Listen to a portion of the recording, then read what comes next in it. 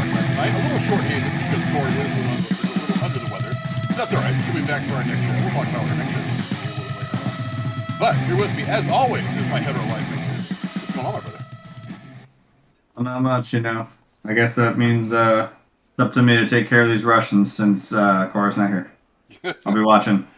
Well, I would imagine that Rachel's probably in the chat at some point. She could snipe them. Oh yeah, I'm sure. If everyone saw Monday or Tuesday's stream, I even bust out like a level 3 ballistic helmet from PUBG. It's supposed to be a ballistic helmet from Russia, so I was more than prepared. We got the bottom part of the Falcon done, so that's fun. So we're working on the top bits. It's really coming together. So you said you have a place to put the Falcon once you build it, right? Yeah. If anyone's been watching, the table we're building it on is exactly the size of the said Falcon. So it's going to go there. The problem being that this table is actually kind of short. So unless if I really want it in the background, I have to prop it up on something. Not the Falcon, but maybe the table. I have to rearrange some stuff. But yeah. Are we actually live? Because now it's starting to spin. It didn't start spinning until just now. Well, remember there is a small delay, so... Well, I know, but nothing's... Yeah, she's on it. Nice. Well. Yeah, any of the trolls try to come in here and stir up shit, then Rachel's our sniper up in the bell tower. She's got it covered. Yeah, the guardian angel. I wish I could have... I wish I could program these lights to actually do 2 colors, because I would do, blue and yellow, just... We could do some stuff for the Ukraine. Oh, come on. There we go. I'll keep it on the blue. This is why we need you guys to support the channel and to give the likes and subscribes and share and all that, so that we can make it big on YouTube and we can have cooler lights and stuff to play with in the background. Yeah, I can have cooler toys to actually make this production actually seem like a production. Yeah, it's all about presentation, It's not just 2 twats with fucking microphones and cameras talking to you every week. We might still be that way, just with fancier toys. Yeah. We'll sound a lot better, too. Mm-hmm. But, again, plenty to talk about. This might be a little bit on the shorter end because we don't have Cora here to help fill in some all the stuff that Jeremy and I miss. But there is still plenty to talk about. And one of the first things we're going to talk about is that fans of the revival of Futurama were relieved to hear that the stalemate between the production and Joe DiMaggio has been broken. Taking to his Twitter, DiMaggio announced that he has come to an agreement to return to voice Bender as well as other characters, proclaiming, "I'm back, bite my metal ass." He will be joining Billy West, Katie Seagal, Tess McNeil, Maurice LaMarche, and the rest of the cast. Table reads have just begun in the last week for the show, and it's due to hit Hulu in 2023. Jeremy, I know you and Rachel are big fans of Futurama. I thought the show was funny. I'm not a huge fan, but how excited are you to hear that the cast is whole again? Well, she's a bigger fan than I am because she religiously watches it on purpose, at least once a year. I have just caught whatever I've caught on TV. I've caught a good bit of it, but I wouldn't... I think it's funny. I mean, it's very, very in line with, Family Guy and stuff like that. Same kind of humor and kind of feel. When I shared this... Rachel, of course, saw it first, and I shared it to you guys, and I just had to put the... I was going to mention my shirt. I finally found this shirt that was, I don't know if it was a meme, but, someone had this shirt. It was all these different types of captains. And actually, the very first man right here, even though it's Shatner, but this is Picard. I put that little shocked, Star Trek meme, oh no, gasp, I didn't see that fucking coming. Fucking, you can bite my ass, dude. We talk about this? Didn't I call that? We're oh yeah, it's watch. He's gonna fucking come back. I'm not gonna hold my breath, dude. I knew you were coming back. So.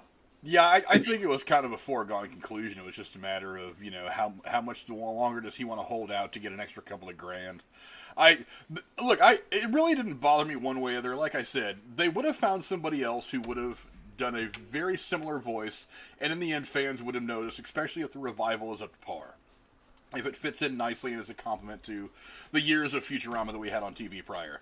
But the thing I didn't like about this is I hate it when people negotiate through the media. I hate it when they negotiate through the news, through all this bullshit. Hey, look at me. Yeah, me as a big sports fan, I see it a lot of professional sports, and it bothers the shit out of me because I'm one of those people. It's like you get paid for what you accomplish, for what you can accomplish, what you bring to, for the potential you have to make whatever you're signing on to do bigger and better. And if you have a great potential to do that to a project, then you should get paid accordingly. But again, This is Hollywood. You don't get what you deserve. You get what you negotiate. And if you negotiate, $1,000 an episode or whatever it was going to be, then that's what you get. You can't come back later and say I deserve $2,000. So this whole negotiating through the media thing, I've always thought was a really shitty tactic. It's playing on the fact you're playing off the emotions of a bunch of people who have like 3% of the absolute knowledge of the situation. They don't really know what's going on. But whatever. I mean, he got his money. He's happy. The entire cast is returning, which is obviously a positive for all the fans. Yeah, I'm happy. But I mean, again, is it really that critical? I mean, do you really think they couldn't have found somebody else to voice Bender, or for that matter, just kill him off? Wouldn't that have been a bit of a shock? Yeah, somehow you just killed a robot, which isn't even a real being, but whatever. Yeah, Fuck it. Yeah, just hit the hard reset button on his fucking back. Why do you sound different? That's why. Aha. Yeah, I've never been particularly fond of the whole negotiating in the public media on Twitter and all that stuff. But whatever, it keeps the fans. The fans are happy, obviously, and that makes me happy. I've watched a little bit of Futurama, and it's a funny show. It's not one of the things that I would schedule my week around. But yeah, I'm happy it's going to come back, and I'll give it a look. I'm a big Katie Seagal fan. She talk about range. She's been good at everything from from more recently in things like Sons of Anarchy, which she was freaking amazing, going all the way back to the Married with Children and stuff like that, which is hilarious. One of the funniest TV shows ever made. I'm a big fan of her. I'm a big fan of anything funny right now. I think what we need right now is we kind of need that escape. We need comedy. We need these things to do very well and to be positive and great influences and just take us out of our heads for a while. And I'm happy. That's why we're sitting here building a 7,500 piece fucking Lego Millennium Falcon, because I think we did mention that. We're like, see, this is nice. This is fun, isn't it? We're not even. I mean, I know we're joking about fucking taking out these damn Russians in the chat, but no, we're having a good time, and I'm kind of glad, with the video game coming out too, because we're kind of in that weird dry spell again for E3. But that's the escape, man. Entertainment's the escape, and that's what it's there for. Bender. Did Rachel just make a lore reference from Star Trek? I was gonna say Bender is actually a defective robot that could have been killed. Lore. Unless you just like lore. Yeah? I mean, yeah, you could have just, you could have very easily played that off. And I mean, if this is what, like, I don't know how many episodes or whatever, it's not like it's going to be that long. You could just fly over that joke real quick. That was another question she asked. Was like, you think this will be, I mean, this is a good question to pose. Do you think this will be, they'll drop the entire season, like Netflix style, or do you think they'll do like an episode by episode release? Because it's on Hulu. I'm like, I don't think they do whole up. Yeah, Hulu will drop things one episode at a time. I've been watching the Pam series on there, and they've been dropping every Wednesday. So I know they do that with Family Guy as well. They have like the newest episodes, like Lost. They come out every week or some shit. So I'm assuming this will be like a weekly or whatever thing. So that's kind of nice. Yeah. I would imagine. Well, I mean, they could drop them in blocks. They could drop it all at once. I really have no idea. But they're not like Netflix. They will drop things one a week, which I think is the smartest way to do things anyway. I think even Netflix is starting to take their first steps down the path of releasing things once a week, as opposed to all 10, 12 episodes of whatever you're making all in one shot. Yeah. But I'm kind of excited to see it. I mean, I'll have to go back and catch up a little bit on the history of Futurama. Maybe go back and watch a couple of key episodes. But I'll have to. Fun. If she does, I mean, because she always says it like, it's time for my yearly watch through. I'm like, I might actually have to jump in it, because that's actually why I'm watching Family Guy right now. Because I'm like, I've seen probably like 80% of Family Guy. I've just never actually sat down and watched through everything. I've seen all of Family Guy. I'm like, I've not seen all of it, but I've seen most of it. I might be a few episodes behind. Admittedly, I don't watch it live when it comes out on Sundays anymore. I actually wait till they build up a couple episodes on Hulu, and then I'll sit and watch it for like an hour.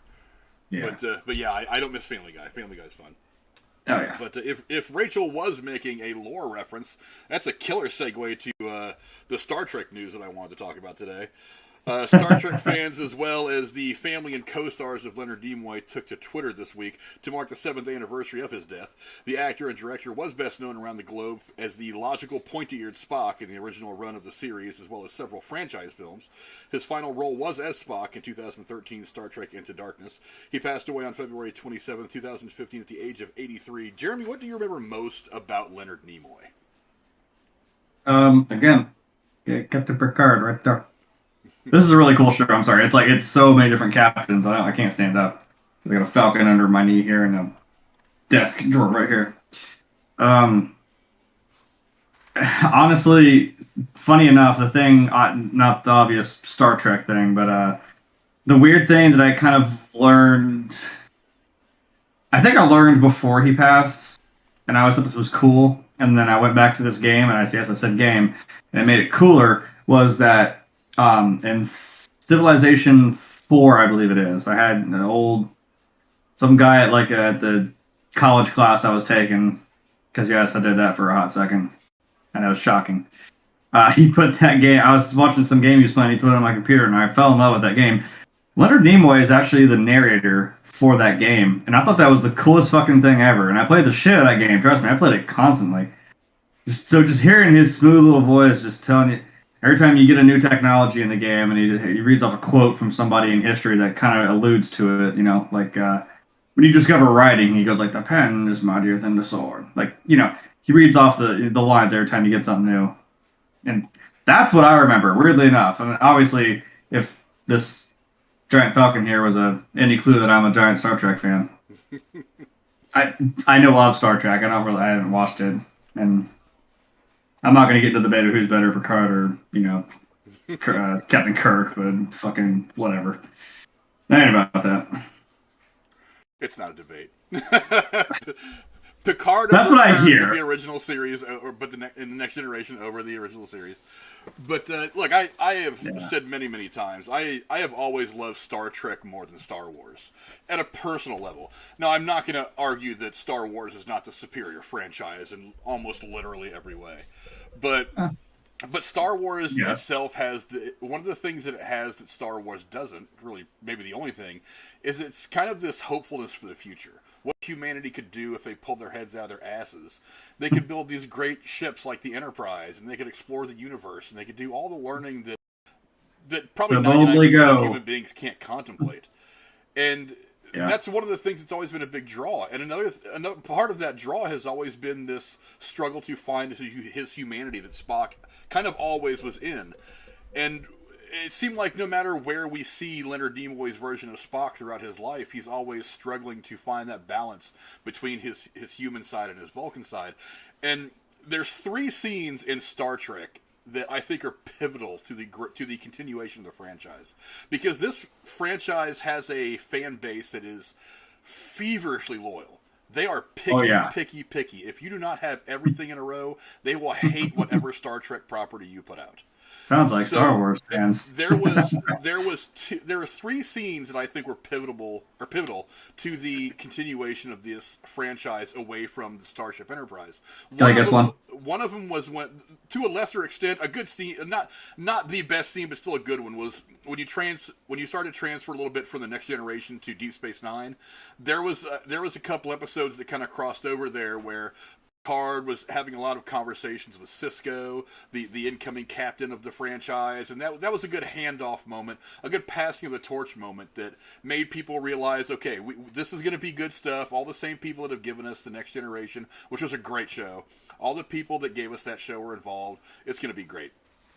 The other scene, and this is my second favorite scene in all of Star Trek history, is in Encounter at Farpoint, the first episode of Star Trek: The Next Generation, is Brent Spiner as Lieutenant Commander Data walking down the hallway with Admiral McCoy, played by DeForest Kelley, in one of his final roles before he passed away.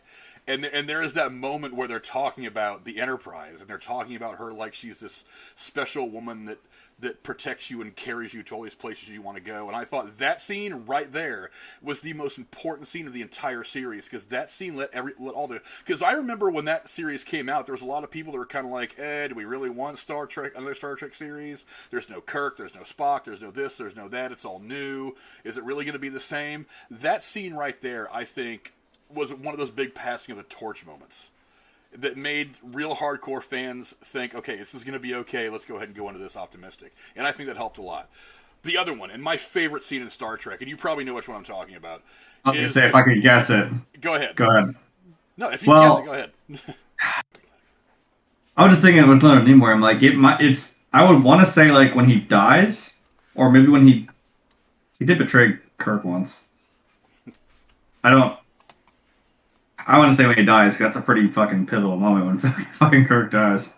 Or not Kirk, fucking Spock. That's the scene, but that's not what I'm thinking of. Damn. As you can see, I know everything about Star Trek. Well, to me, it's the scene with the two Spocks at the end of the first J.J. Abrams film. Because as the Zach Quinto Spock and the Leonard Nimoy Spock meet, you're seeing two opposite sides of his life. You're seeing this young, rugged Spock who is logical, and he hasn't had the experience yet, and he's just beginning this journey of trying to find his own, of trying to balance that humanity with his Vulcan side. And you see the older Spock of Leonard Nimoy, who in that moment, I feel like he finally found that balance. Like, through all the craziness, through the loss, through Vulcan being destroyed, spoiler alert for those of you who haven't seen the movie, all this stuff, it feels like in that moment he's finally found that balance inside himself. And that's what he's trying to convey to the younger Zach Quinto Spock. Especially when he says, do yourself a favor, put logic aside, every once in a while put logic aside and do what feels right. And I thought for sure that is the best scene, the best passing of the torch moment in Star Trek. And I really do think that's one of the reasons why, even though the movies weren't commercially very successful, they didn't make a great deal of money. I mean, they spent a lot of money making them, didn't get a great return, and I think that's one of the reasons why it's so hard to get another one made. But I think that right there was one of those moments where people were like, you know what, we're going to see some cool things here. And if Leonard Nimoy is putting his stamp of approval on this by being that significant of a part of that movie, then maybe we're going to be okay. And I think that's one of the reasons why a lot of fans, especially new fans, who haven't really gone back and watched the original series in the 60s, who never watched Uhura and all those guys, they even got drawn into it because they were like, wow, that's pretty deep stuff. And it was that great passing of the torch moment from one Spock to the next to take this whole thing forward. I thought was fantastic. That's also your applause moment. We're like, oh my god, it's Leonard Nimoy. Freak the fuck out. And not only that, he's great. You know, Leonard Nimoy, I think it was one of his first on-screen roles is in a 50s movie that I absolutely love called Them. Have you ever seen this movie? About the giant ants? I was like, I was going to say it's the giant ants because there's another movie called Them, and there's something coming out. Well, there was an 80s movie called Them, or They Live. No, not They Live. There's one called Them, and I'm like, now wait. And there was something recent that came out that was called Them. I'm like, is this a remake of that one about the giant ants? No. And I'm like, it had nothing to do with that. I'm like, that's the one I'm thinking of. I know the movie about the giant ants. That shit's fun.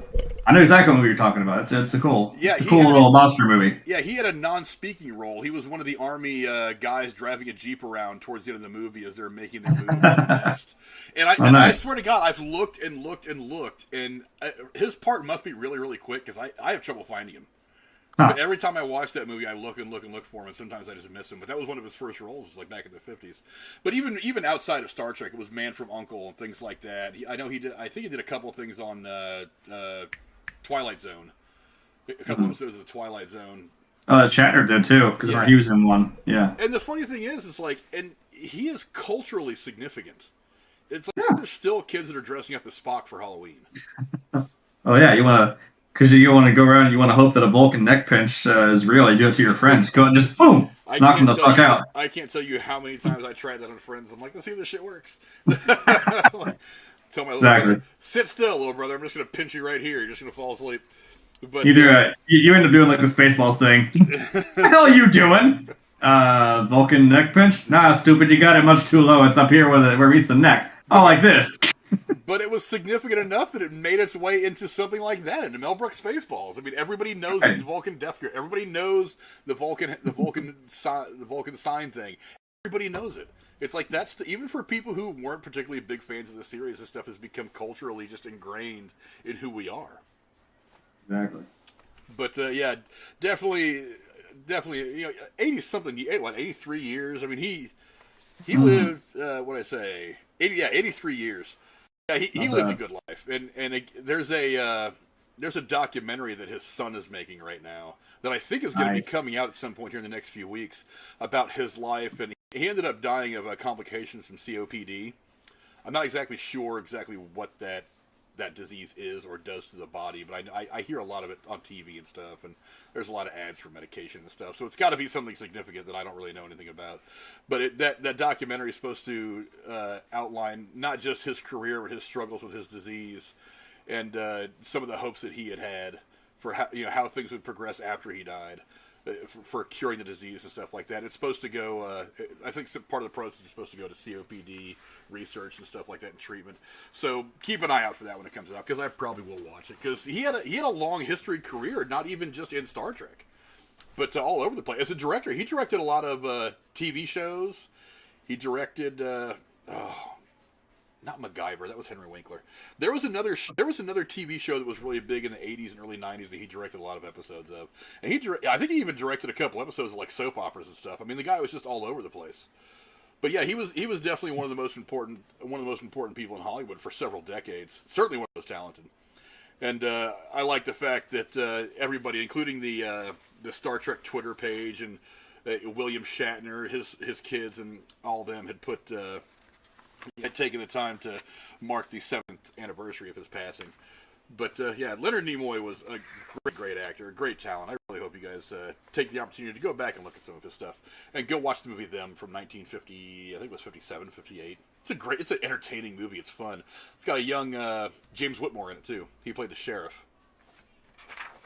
Extreme Shaft says you drown in your own fluids. That's what COPD is. Well, that sounds terrible, and I really hope that we come up with some kind of a cure for that soon, because it sounds like it's no fun. But yeah, so yeah, I mean, if you get a chance, keep an eye out for that documentary that's going to be coming out about his life, and hopefully that's going to help with the COPD research and whatnot, and maybe we'll figure that one out, just like we're trying to figure out all these other diseases that are making people die way too early. But go down in the comments below, let us know what you guys think. Share some memories of Leonard Nimoy. I mean, the guy's been in a ton of stuff for so many years. You've got to have it. I think everybody's got at least one, even if it is something that's related to Star Trek. But before I mentioned a video game, for fuck's sake. Yeah. He's a narrator for a video game. Before we go into our next story, I do want to remind you guys, we do have a Patreon. For just $5 a month, if you support our channel, you get a chance to win $25 a month in free movie tickets. Basically, I just PayPal you $25. You can spend it on whatever you want. But really what I want to do is I want to try to push everybody back into the movie theaters. We're closer and closer every day. A lot of things have happened in the last few weeks that means we're getting to the end of the pandemic. And the theater industry as a whole was really decimated by all the closures for the last couple of years. And a lot of people that work the box office, that work the concession stand, all those people were out of a job for a long time because of the pandemic. I want to try to get people to go back to the movie theater to support those people, not the movie production companies. They're going to make their money. I want to try to get everybody back to the theaters, enjoying the theater experience. Get out there. There's plenty of movies coming out. Let's see, Batman's coming out. Well, today really is when there's going to be some showing starting. A lot of other stuff coming out over the course of the next over the summer. This is going to be a big summer movie season. So I really want to try to get people back into going to the movie theaters. And hopefully, $25 in free movie tickets will help get you guys out there to go see one or two movies, just to go have some fun. You get a chance to win that money just by supporting us on Patreon for $5 a month. Now, on to our next topic, which is Ironheart. Marvel has added to the cast of the upcoming Ironheart series for Disney+. Sources say that Lyric Ross has been cast to play the best friend of series lead Dominique Thorne. Ross's work on the show This Is Us has earned her a Teen Choice Award nomination, 3 NAACP Image Award nominations, and most recently a SAG Award nomination in 2019. Jeremy, I know you're probably not too familiar with this girl. I have not watched a whole lot of This Is Us. I've seen a couple episodes. I don't think that I've seen any with her, at least not that I know of. What are your thoughts on her being added to the cast, and what do you think? What are you expecting from Ironheart at this point? Yeah, I have to agree. I don't know who this person is, and I have not seen that. Nor do I really. I must not have read this one because I don't even know what the hell this is. That looks like a female Iron Man. And if that's what we're doing, I mean, hey, that sounds like a fun time. I'm actually Sorry, pretty I'm stoked looking. about all this. It's like I mean, hey, I have, obviously they trust you. It's fucking Marvel, you know. They don't just cast anybody to be in their movies. well, I mean, well, that's the thing though is, look, the real heroes of the MCU are not Iron Man, are not Captain America. It's the people who do the casting. I mean, seriously, Fair. whoever is running the casting for Marvel I guess even Disney since they bought Marvel, dude, those people alone deserve an Oscar. I mean, remember, we kind of forget now because it's been so long and it was such a successful casting that we can't imagine anybody else doing it. But they took a little bit of shit when they cast Robert Downey Jr. to play Tony Stark. They were just like, this guy True. really? He hasn't really been big for a while. He had done a few smaller things that had gotten his name back out there, like Zodiac, Chaplin, and some other things over the several years leading up to Iron Man that reminded people that he really could act, but they were just like, really? You're going to pick this guy to be in a blockbuster superhero movie? It's like, we don't really know if that works. And now, can you imagine anybody else playing Tony Stark? Well, apparently Tom Cruise, but no, I can't. Well, Fuck Tom. I'm Fuck you, Tom okay with Cruise. that. I'm okay with that happening in a variant situation, but I got to be honest, I have I had no interest in seeing it. I mean, Hey, once it came out that he was in the running for the role, I was like, what? Hey, we almost had Nicolas Cage as Superman, so let's let that sink in for just a hot second. That almost happened. But yeah, I'm actually really interested in all this. Look, I like what they're leading up to a little bit. It feels like because we got Kate Bishop now from Hawkeye. I'm confident they're going to have her back more. They're going to have her back in something else soon. If not a second season of Hawkeye, maybe possibly something in the MCU after they build her up a little more. We're getting Ironheart. I have a feeling that in this Ant-Man and the Wasp Quantumania that we're going to be seeing his daughter's not Hank Pym's daughter, but Scott's daughter, Scott Lang's daughter. We're going to see her probably make her first couple of steps into superherohood. Because his daughter is a superhero at some point in the comic books as well. So I have a feeling that this is leaning towards the Young Avengers. Cool. I feel like, as cool as the Infinity Saga was, 20 plus movies over 10, 12 years, I have a feeling that Marvel in the future is not going to do anything that big anymore, at least not anytime soon. They're probably going to keep their big events over the course of 4 to 6 movies. And then after that's done, move on to something else. I feel like that's a more logical place to go. Because for one, She-Hulk is coming too. That's right, Crazy Blade. I forgot about that. Yeah, there's a couple of new ones coming. So I don't. So hell, I lost my train of thought. But I'm trying to figure out who. I don't know if she's related to Diana Ross. I thought I read somewhere else she would. No, she's not. But yeah, I have a feeling they're leaning towards the Young Avengers. And I also like the idea of kind of shrinking things down a little bit and not going for the big things in Marvel. And on top of that, Ironheart's an interesting character. Now, what Ironheart is let me get my notes here so I make sure I'm reading all this right. Let's see. Blah, blah, blah. Where is it at? At certain points in the comics, let's see. Thorne is going to star as Riri Williams, a brilliant teenage inventor who, in the comics, builds her own version of the Iron Man suit in an MIT dorm room. The character debuted in 2016's Invincible Iron Man number 7, written by Brian Michael Bendis and artist Mike Deodato. I hope I didn't screw that name up too bad. At several points in the comics, she even takes over for Tony Stark as Iron Man. And of course, in the MCU, Iron Man, played by Robert Downey Jr., was killed at the end of Endgame. Spoiler alert, for those of you who haven't seen it yet. Yes, Crazy Blade, the West Coast Avengers is something that I thought of as well, and I think that's going to be fun. That would be fun to see. But yeah, I'm kind of excited for all this. I mean, it's a way for us. It's a way for us to get Iron Man back in the MCU without having Iron Man, since we can't have Tony Stark. Ironheart's kind of a logical way to do this because it does give you another avenue in the Marvel universe, not cinematic universe, but just the Marvel story universe, to kind of go down and tell another really cool story. And on top of that, I mean, I hate to say it like this because it'll make me sound kind of short-sighted and narrow and kind of an idiot, but it satisfies that quota that for some reason Disney feels like it needs to chase by having an African-American character who's also a female.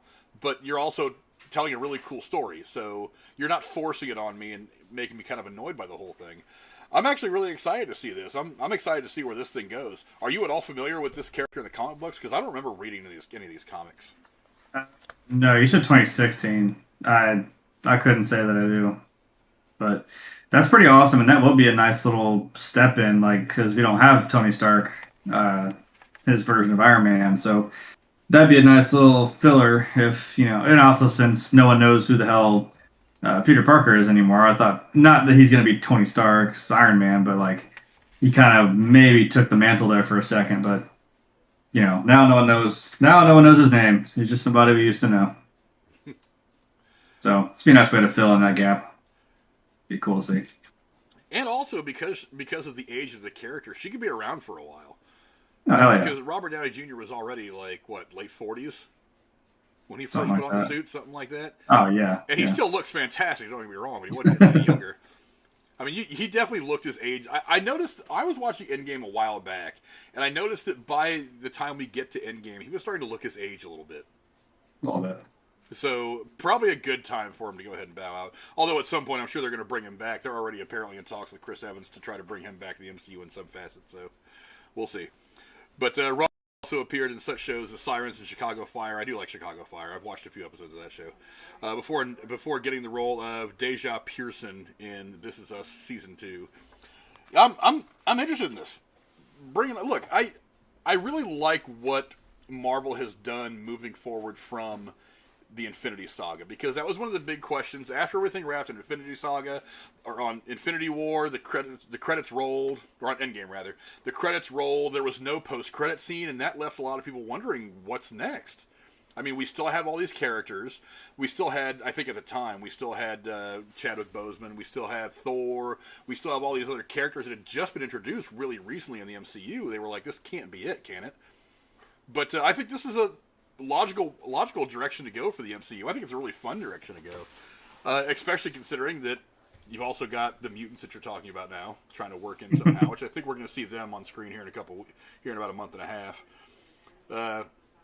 Yeah, I think it's going to be cool. I think it's going to be fun. And again, also She-Hulk, from what Crazy Blade said, and all these younger new characters that are coming into being in the MCU. I think they're building the structure again for another good run of a solid 8 or 10 movies that are going to be great to watch. Yeah. Anyway, go down in the comments below. Let us know what you guys think. Are you guys excited to see this girl come in? Are you guys excited to see the Lady Iron Man, Iron Maiden? Ooh, Iron Maiden would have been a cool name. That's got rock and roll all over it. I'm like, if that joke doesn't get made, I'll be really disappointed. You guys dropped the ball when you had Robert Downey Jr. and Benedict Cumberbatch in the same scene looking at each other. Not one of them said no shit Sherlock to each other. Yeah. You missed that. You guys missed it. Please give us an Iron Maiden joke. God damn. Wouldn't that be cool, though? Because Tony Stark was always playing AC/DC. Wouldn't it be cool? Right. I'm like, if she plays Iron... Exactly. Ooh, that'd be dope. That would be sweet. Kevin Feige, hear my words. That would be dope. God, that'd be sweet. God, I hope they do that. Anyway, go down in the comments below. Let us know what you guys think. How excited are you to see Riri Williams roll up as Ironheart? I think it's gonna be fun. I'm excited, and it's gonna be theatrical. No, it's gonna be Disney Plus. I'm sorry. Okay. The nice thing about it is I think being on Disney Plus and being in television form, it gives you a lot more room to really explore the characters. I think that's going to be fun. Yeah. They didn't really have that option early in the MCU, but now that they've got Disney behind them, owning them really, you've got Disney Plus as an outlet to put these shows, and you've got the creative minds all in place. I think it's going to be awesome. I think it's going to be really, really cool to watch. But go down in the comments and let us know what you guys think. Anyway, for those of you who are big fans of the singer Madonna, I know everybody is. I lost my notes. Where'd they go? Here they are. It should shock no one to find out that Madonna is writing and directing a biopic, well, on Madonna. Slash Films reports that casting is underway with names like Florence Pugh and Julia Garner in the running to play the Material Girl in a film that will cover her rise to superstardom in the 80s and culminate with her Blonde Ambition tour in 1990. Jeremy, are you anxiously awaiting for tickets to the Madonna biopic to go on sale? I'm glad you worded that question that way. Jesus. Well, as we do with these movies, it's always named after a song of theirs, so I really hope this is just going to be called Material Girl, because that'd be kind of fun. I don't know. Well, Madonna is writing it, directing it, and apparently she's directing the casting. I have a feeling the name of this movie is just going to be Madonna. I mean, that's fine, too. That was a big, that's just her name. It's like Cher. It's one word. It's Madonna. Boom. Or Prince. Shit like that. I'm not going to say I'm the biggest diehard fan of Madonna. I'm not gonna be there midnight freezing my dick off trying to get into this movie or whenever it's coming out. I don't know. No, but I'm always interested to see these biopics of these famous people, singers, actors, whoever it may be. So that's kind of cool, and especially since it's her doing it, it's well, this will, like we're talking about with the Weird Al thing. I'm like, well, this is probably gonna be pretty well, factual, at least I would think. Well, I don't know. Weird Al might do some weird shit, as we mentioned.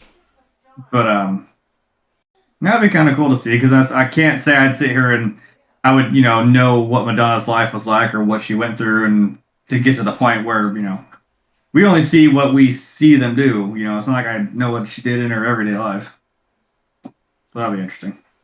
It's interesting you make the comparison to the Weird Al biopic that we've been talking about off and on for the last few weeks. I think Weird Al knows that it's he's making his movie to be a spoof of himself. He's not taking it seriously.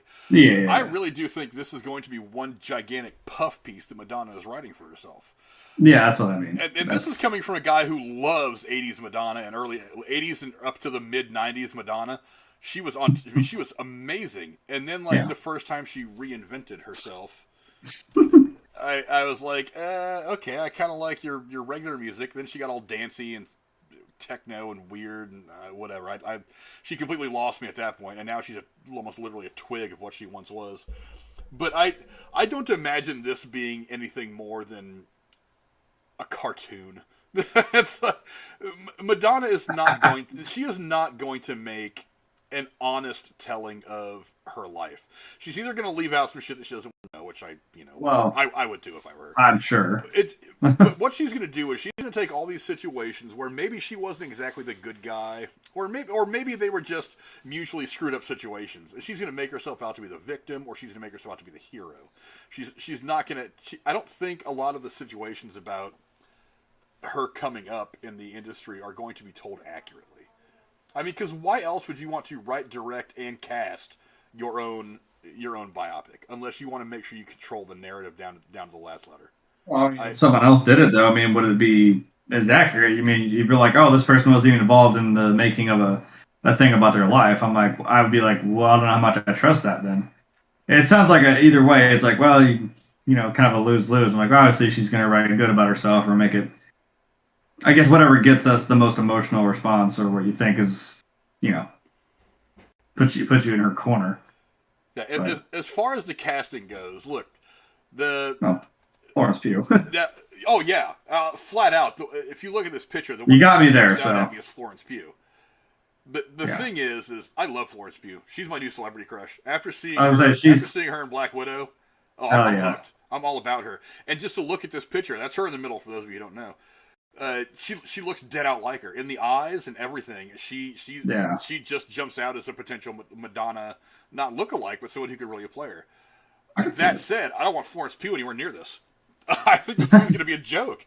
I honestly wonder if anybody who tries to jump into this isn't just going to look ridiculous playing a caricature of Madonna that Madonna wants her to play. It wouldn't make sense to me. Now, she could be in it. She maybe wouldn't. I don't really know.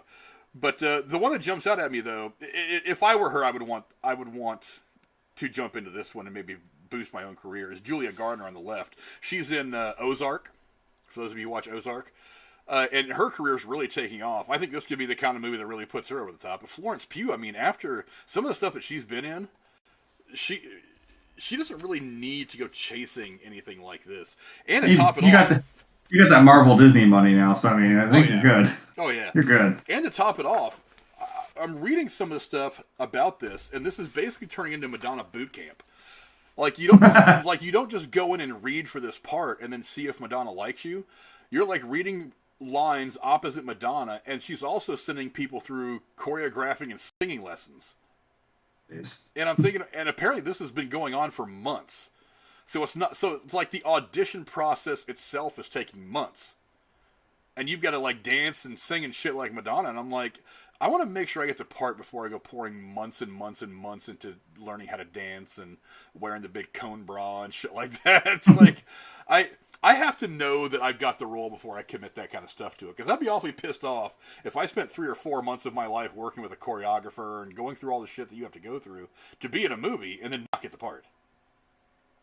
I don't know. I mean, unless that was something you did, like if you are just you're a dancer, period. It's like, hey, I'm gonna try out for this thing. Like, it reminds me of when they were doing that. You said that. It reminds me of when they were doing the thing for Michael Jackson's "This Is It" tour that never came to be. It's like you got all these people just into a room and they're all doing like these dances and doing these moves and shit. And Michael was there picking people out and shit. And I'm like, yeah, but I'm like, these people, this is what they do for a profession. Now, if it was something like that, yeah, I'd be a little pissed off because I'm like, I'm going to do this and hopefully that happens for me, and it doesn't. But I'm like, but if that's your life, I mean, whatever, that's what you do is you sing and dance. I don't know. And you're like, hey, I'm going to try for this. Yeah, the other thing I've noticed about some of the news that I've read in this article is that it's only really following kind of the first like 15 years of her career, like the prime of her career. It's not following the 20 years since, in which she became a little bit of a joke. It's like all the way up to, I mean, from the 80s stuff all the way up to A League of Their Own, up to about that era. Okay. She was the top. She was amazing. And like I said, then after that, she became a little bit of she became a punchline. It's like all the weird, it's like first she started, like dating Jose Canseco notwithstanding. Then she started screwing around with like Leon, the guy, the model guy, the black guy that was in her Like a Prayer video. He was one of the guys in Cool Runnings. She started screwing around with Alex Rodriguez. Then she started, she went like Buddhist, and then she went Islam, and then she's bounced from religion to religion. I wouldn't be surprised if she was Scientologist at some point in her life. It's like she's become this weird. Look, it gets to a point where you're not reinventing yourself over and over again. It gets to the point where you just don't know what the fuck you are. And that's kind of where she's been for so long now. And let's face it, her music isn't good anymore. I want to say, like, I haven't been that big in show business, and then for that long. I mean, I can't say I wouldn't know what the hell to do after 20-some fucking years after you hit your prime like that. I don't know if I would know what the hell to do either. I'm like,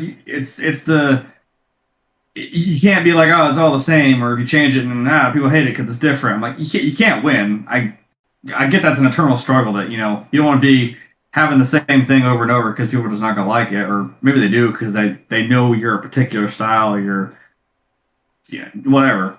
But if you do something different, then people don't like it, and then they just kind of turn on you, and it's like, I don't know how you find that balance. That's really the only benefit of the doubt I can give her. I'm like, I don't know what the fuck I'd do after like 30 years, shit, and still be around. Well, you can just do what you do. It's not like when her career started to take this weird downturn that she was on the outs. She was still one of the biggest acts in music. I mean, like, it's not like you can just get. I'm saying you say Madonna, you're like, oh yeah, up there. And even now, even now, I mean, all you say is Madonna, and it incurs certain images of like a like a surgeon, stuff like that. But I mean, even 30 something years after the fact, those are still big things. But at the same time, everybody kind of like laugh. But you finish that thought kind of laughing at what she's become. You know what I mean? Yeah. So I don't know if you're gonna save your image. I don't know if this kind of a thing is a good idea. Now, I will agree with her on one thing, because apparently this has been something that's been in the works for a while, a biopic about her. And at one point, let me see if I can get the name of the director on here. I don't know if I have the name of the director on here, but at some point there, I forget who it was. It was one of the big name Hollywood directors was supposed to be directing this, but it was a man, and she had a problem with a man trying to tell her story. And I'm like, I kind of get it. Yeah, but you know, men don't always get what women are feeling and what they're thinking about. That's true. I'll admit it. But at the same time, it doesn't mean a man can't sit there and talk to you, come to understand your story, and then put it on screen in a way that is as accurate as possible and says what you want it to say. So if you're working with somebody you trust, man or woman shouldn't really matter. So it feels to me like she was probably talking to a couple of directors who were guys, and they were like, well, we really want to tell this part of your story. We want to tell this part of your story. She's like, no, that's not very flattering. I don't want to tell that part of your story, that part of my story. And they're like, well, it's who you are. I mean, we can fluff it up and we can take off the rough edges, but it's who you are, and we should put it out there. She's like, no. I just want to tell all the you know, the cotton candy and fluffy rainbow stuff. And it's like, that's not really all your story. It's like, so. I mean, I appreciate that. Like, you think about the movie The Social Network. I'm like, they didn't really make any. They didn't try to downplay at all that Mark Zuckerberg's a fucking asshole. I'm like, you think this is a story about him coming up and making fucking Facebook, and you're like, yeah, he's a dick. He fucked over his friends. He did all this backstabbing shit to them. I'm like, yeah, there's nothing really. I mean, the only thing came out of it was, hey, Facebook, woo. But you know, I mean, again, I don't know Mark Zuckerberg. I don't know how accurate that story is. Also, I think that's the first movie I ever saw Andrew Garfield in. Amazing. But yeah, it's like they didn't make any, you know, they didn't try to downplay that at all. That he's just actually kind of an asshole. So I don't know. I'm sure he probably doesn't like it, but then again, he wasn't making the movie either. If he would have made that movie, I'm sure he'd been like, that's where I was going. Like, to the rescue! Da, da, da, da, here comes Facebook, and right. That's exactly what it looked like. And we all would have been like, "You're a fucking schmuck. We're not digging this at all." But I mean, that's one of the important reasons why you have somebody outside who isn't kind of in your bubble, in your sphere of influence, to come in and make the movie, because you want it to be kind of honest. I mean, honestly, is it really going to hurt Madonna if somebody finds out that she whatever stupid shit she might be trying to hide? I have no idea.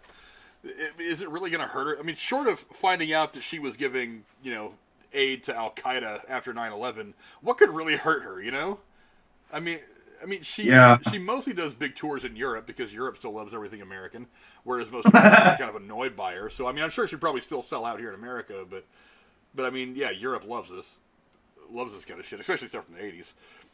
I don't know. I think it's.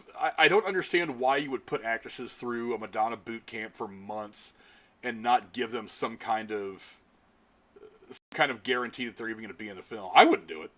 Not in a million years would I do that. But I don't understand why you would want to write.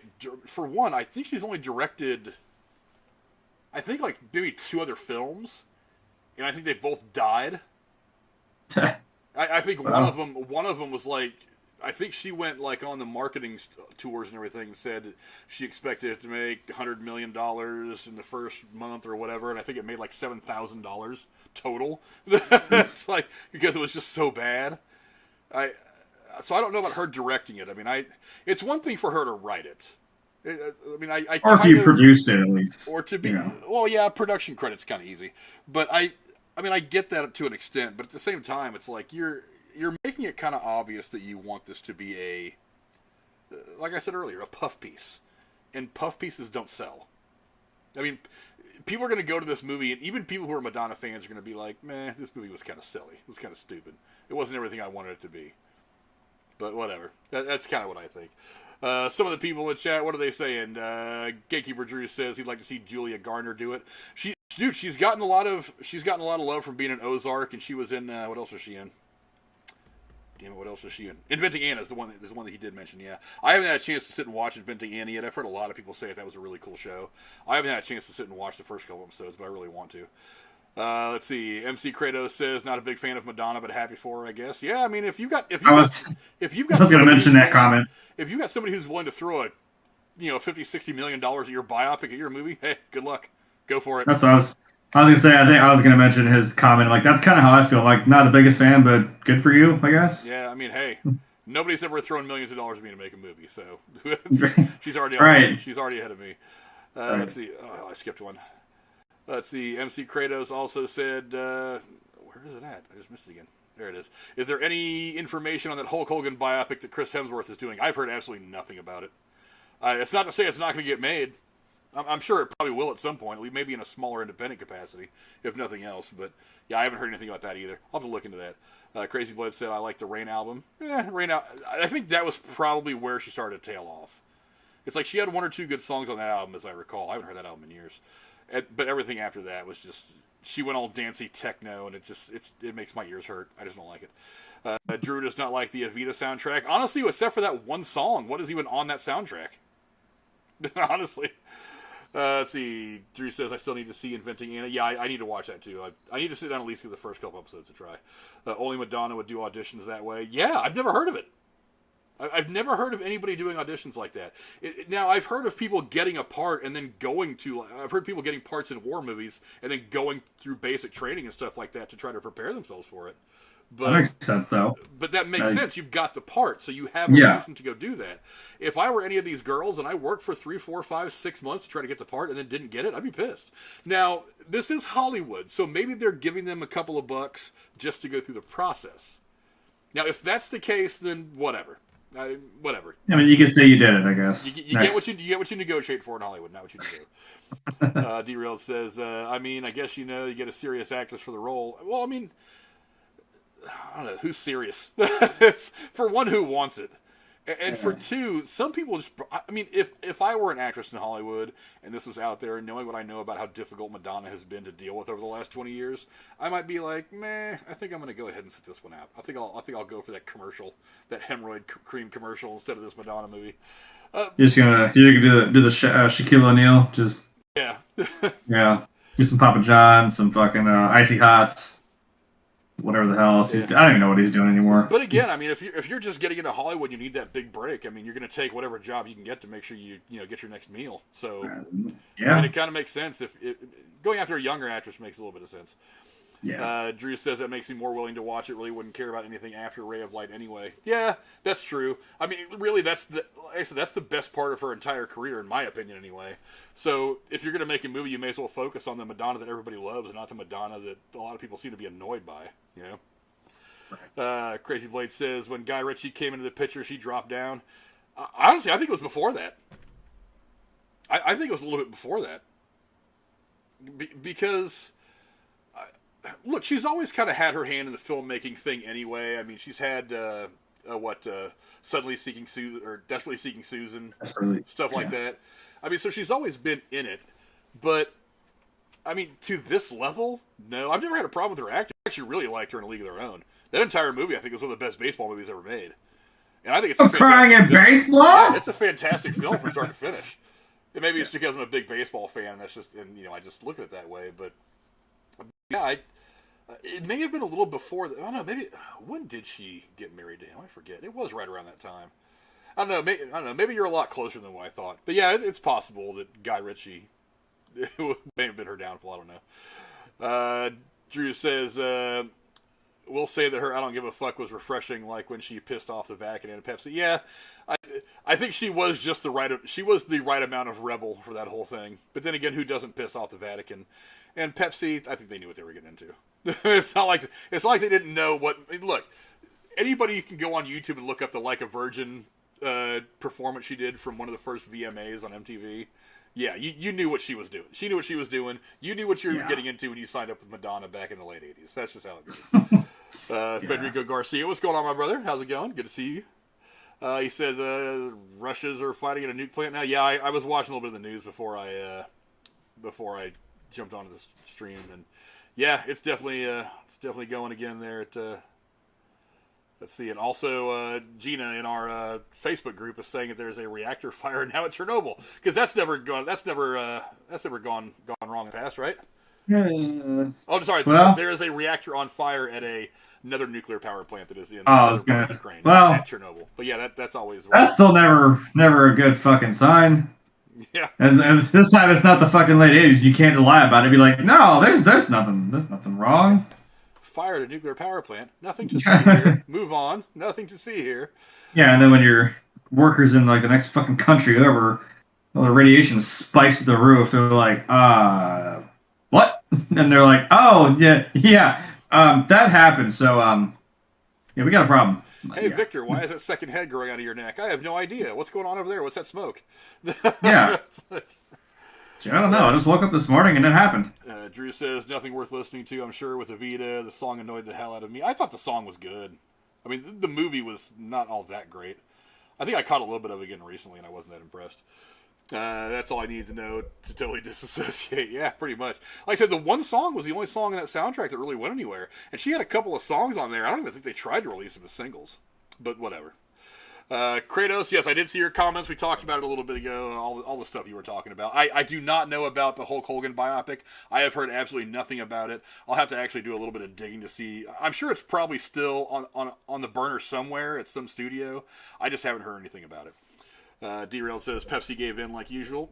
Well, when you've given somebody a shit ton of money to help plug your product, then there's a certain amount of. You got to take it all with a gigantic grain of salt. But like I said, they knew what they were getting into. You know what you're getting into when you sign a sponsorship deal with somebody like Madonna. She's gonna be edgy. She's gonna say things. She's gonna make out with Britney Spears and Christina Aguilera on stage. She's gonna do crazy shit to draw attention. That's why you sign on with these people, because it draws attention. That's the whole point. They say the potential is 10 times the destruction of Chernobyl. Yeah, that's going to be fun. I guess they are firing on it. Largest nuclear power plant in Europe. Well, I guess that's a pretty good segue into to our. And that is a perfect segue. Yeah, to our primary topic tonight. Oh boy, a very sad segue, of course. It was only really a matter of time. Movie production studios have been meeting behind closed doors to work out exactly what their response to the Russian invasion of the Ukraine should be, and now we know. All the major studios are pulling their films from the Russian market effective immediately. Turning Red, Morbius, and The Batman are just some of the titles being pulled from Russian theaters in response to Russian aggression, with the music and streaming industries following suit, with bands like Imagine Dragons and Green Day canceling dates in Russia. Jeremy, I guess, like I said, it was just a matter of time before this stuff in the Ukraine started to affect the entertainment industry somehow. What are some of your thoughts on the way things are, on the reaction of the entertainment industry in dealing with this whole thing going on in the Ukraine? It's making me giggle, because that is what my sign is for today. The entire world said, no soup for you!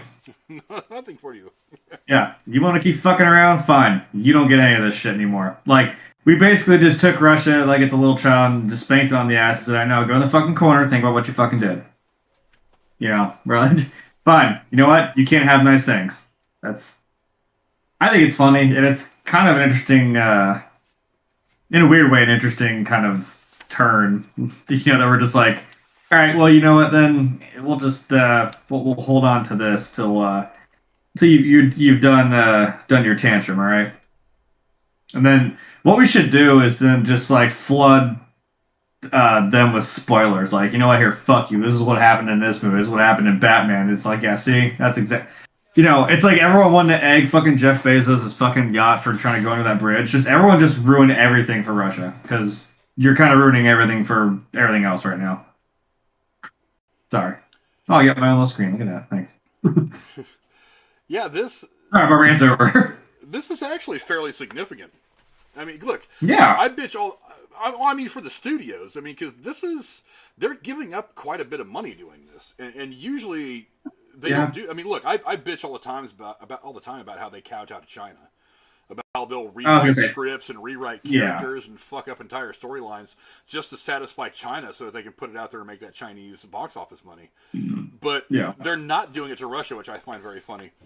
But one of the reasons why this is significant is, even though Russia is not a make-or-break theatrical territory, the recent big-budget blockbusters have been very successful there. For example, Spider-Man No Way Home generated about $44 million in that market, and Venom Let There Be Carnage made $32 million in that market, making it the second biggest market for that movie following North America. Uncharted and Death in the Nile, the two newest Hollywood releases, have grossed $9 million and $6.7 million respectively, so that's a big chunk of change. We can still just give them the silent treatment, though. Like, you know what? Fuck you guys. But like I said, it's not just the movies. I mean, some of the movies that have been delayed, obviously, the Batman, Sonic 2, The Lost City, Turning Red, those are all not going to be releasing until this whole thing comes to an end, which we have no idea when that's going to be. But also, Also, we were talking about on one of our Falcon builds, something Rachel was talking about. That there was a pack for a video game that was coming out, and like Russia was the one thing that was hanging it up. Um, like they couldn't have it the way that it was trying to. They were trying to put out this like patch for a game or something. So I'm like, well, I guess we don't need their fucking opinion now. So I guess it doesn't really matter. But yeah. But like I said earlier, Imagine Dragons, Green Day, Eric Clapton have all canceled dates that were supposed to be happening in Russia. Jeez. Let's see. The Cannes Film Festival has said that no Russian delegates will be welcome this year at the festival. The Eurovision Singing Contest said no acts from Russia are going to be allowed to enter this year. Netflix, they will not be broadcasting 20 Russian state channels that is required for them to air under Russian media laws. So Russia is telling, or Netflix is telling Russia to screw themselves. Apple is going to stop selling its products in Russia, including the iPhone, iPad, MacBooks, and all that stuff. Not to mention Formula One has just pulled a big race from Russia that they were supposed to be having somewhere in the country at some point in the future. You're already not in a good fucking position, and the entire world just basically flip a middle finger and cut you the fuck off. We're going to leave you in a hole and not feel bad about it and then be like, yeah, see? Look what happened. You fucked around and you found out. Yeah, here's the sad part about this, though. It's like, you're not, look, Vladimir Putin, for one, he doesn't pay to go see a fucking movie anyway. He just waits until one shows up in Russia somewhere and he goes and steals it. I'm sure he's got a big theater set up somewhere in the Kremlin. Yeah. But you're really punishing the Russian people who, many by some of the protests going on in Russia over the course of the last week or so. They don't want this shit. They don't really want this shit any more than anybody in the Ukraine or anybody outside of Europe wants it. So you're really just punishing them. But what can you do? I mean, obviously you're taking a pinch out of their economy by shutting down their box office. I was just mentioning as we were talking about the Patreon earlier that it's significant to the people who work at the theaters that people go see movies because that's how they make their money. But yeah, so you're hurting their economy, but at the same time, what can you do? I mean, you can't do nothing. You know what I mean? Yeah, that's who the fuck damn it, the girl, the AT&T girl, the little dark haired girl. Yeah, I know you're talking about. That was the title of her thing. It's like can't do nothing. Like that's her whole dick. Like I can't remember where she. I don't know if it was Ukraine. I thought she came from like Eastern Europe or some shit. Kind of the same deal. And it's like, yeah, her and her dad. It's the same kind of thing. Like, oh, look, well, our people are still struggling back in our home country, and that was the title for her thing, it was called "Can't Do Nothing." I'm like, yeah. So I get it. You don't want to stand by, but you also just don't want to. I don't know. What can you do? And yeah, I know who this is. I get who this is really affecting, but like. Sometimes that's the punishment. I'm sorry. I know in your mind you got to separate, Russian government from Russian people. I'm like, yeah. Just like when you think about like the Taliban or any sort of terrorist organization in the Middle East, you got to separate like their own people don't want this shit because they're like they hate these terrorists too. They're fucking shit up in their own country, and they're like, they don't want it either. Same kind of deal with this. This is a government/military thing, and the people on both sides are just not, they don't want this shit. Yeah, Drew in the chat mentions that they're also the Paralympics. This just came out today. They've banned all Russian athletes from the Paralympics, which is supposed to start today in China, I think. Damn. Allowing them to play under an independent flag. Usually they have they just kind of play under the Olympic flag. They don't really represent a country. But now they're not letting any Russian athletes compete at all. Not to mention, let's see, FIFA, the world soccer body, completely taken. That was the most American thing you could have said. Well, I mean, look, I don't think anybody. I don't know what that means either. Watching us, why the hell would I? I know you're like the American soccer thing. Yeah, the soccer people. The people that kick the ball around the grass. Those people. I was gonna let you walk through that because I'm like, I hope he knows because I don't either. I know, but. I couldn't tell you. They're banning all Russian everything. As a matter of fact, the guy that owns not Manchester United, what am I thinking? Maybe Chelsea, that soccer team. Actually, he's a Russian billionaire or something like that, and he is I think he's intentionally selling the team because so many people were starting to like boycott and shit all over him. He's just like, I'm just gonna go ahead and sell the team since it's causing a big problem that I own it. So yeah, there's all kinds of shit that they're throwing at the people of Russia, and it is unfair. I agree, Drew. It's one thing to hit the wallets like WWE, Netflix, but don't punish people that work their lives to compete. I agree, but I mean, I don't know. It's a tough balance to find for all this. The next thing he said too is like, yeah, do the independent flag thing. Don't punish the athletes. Yeah, I know. I'm like, again, we just said, like, yeah, you don't want to punish the people that just want. I mean, you're Russian. Hey, I want to go see a movie. It's like, cool, but now I can't because dickhead up there won't let us. I get it. It's stupid. Whole fucking thing's a mess. Yeah, I don't know. So stores have banned wine coming from Russia as well. There's actually, I saw I kind of glanced over it. I wasn't paying attention, but there's a American company that is like that is starting to make vodka and market it, and they're like, their packaging has even got like the Ukraine colors and everything like that. They're obviously to milk this shit for everything it's worth. They're like, yeah, we're gonna buy the American vodka. Fuck the Russian vodka. It all comes from potatoes. It's a scary. I've thought about this before. It's scary how much stuff that we have now is a result of just wait and see what happens with it after like a month. Well, it didn't kill him. It must be good. Let's bottle that shit up and sell it for a high price. Yeah. It's weird how many products that comes from. Like, like any kind of dried fruits, like raisins and shit, or any kind of alcohols. I can't think of anything else the entertainment industry can do, though, to really impact any of this. It's like it's one thing I mean, because the most significant thing that they can do, obviously, is just not send the movies out there to be shown. But other than that, I mean, what really can they do? You know what I would do? I would just drop bootleg copies of these movies all over Russia and let people watch it for free.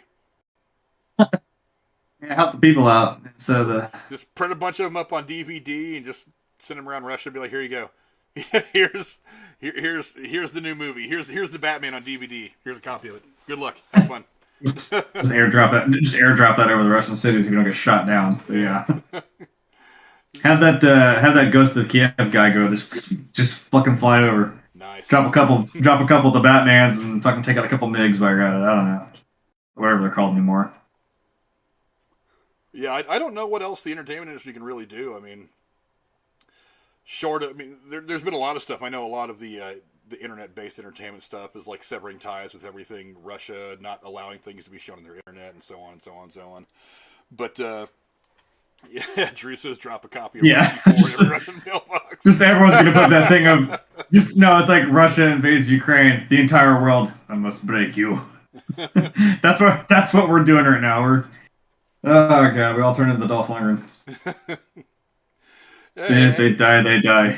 Yeah, I don't know that Russia really gives a shit about the entertainment stuff, though. I mean, if you want to go into the political, economic stuff about not buying their oil and yada yada yada, then.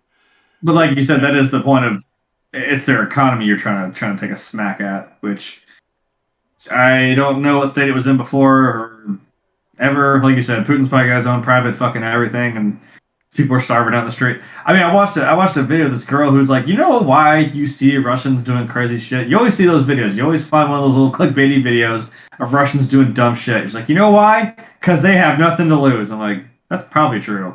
They don't give a fuck. They just don't give a fuck about anything. And then if I lived in that kind of place, I probably wouldn't either. So it's a place that's always cold and terrible. It seems like I never see pictures of summertime in Moscow. It's always cold. I don't think there's ever been a summer in Moscow. Fuck. It's always cold and dreary whenever I see pictures of Russia. It's like you guys should be happy. Make a little bit of your own sunshine. Look, like I said, I don't know what else the entertainment industry can really do. But I mean, the big still making a stand, I guess. Well, the big question is how long does this even last?